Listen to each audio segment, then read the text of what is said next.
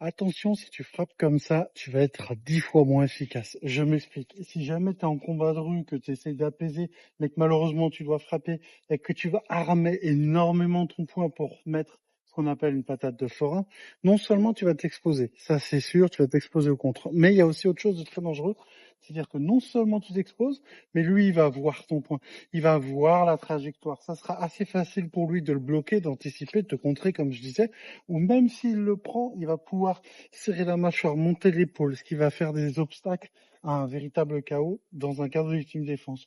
Alors bien sûr, on a tendance à se dire plus je vais armer, plus je vais frapper fort. C'est pas exactement vrai. Alors ce que je te conseille de faire, plutôt que d'armer fort, ça va être de frapper très proche, d'accord? Ou de frapper depuis la marrière, mais sans faire de grands coups, un peu mal faits avec l'épaule, mauvaise torsion du corps. Ok, bien sûr, c'est un boxeur qui peut te faire plaisir, mais dans l'idée, c'est que si jamais je dois me défendre, je suis ici, ok? Et si je veux frapper avec ma marrière, je vais essayer de venir en ligne droite, éventuellement pour frapper au visage, par exemple, plutôt que d'essayer d'armer et de mettre des grands coups téléphonés. Ça, c'est vraiment important parce qu'au final, c'est ce qui va faire la différence entre est-ce qu'il peut le bloquer, est-ce qu'il va l'encaisser, etc. et l'efficacité du coup.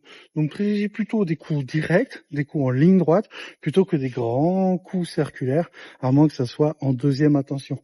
Si t'aimes mon travail, pense à liker, t'abonner, car moi et mon copain Bob, on te propose du contenu de salle défense tous les jours.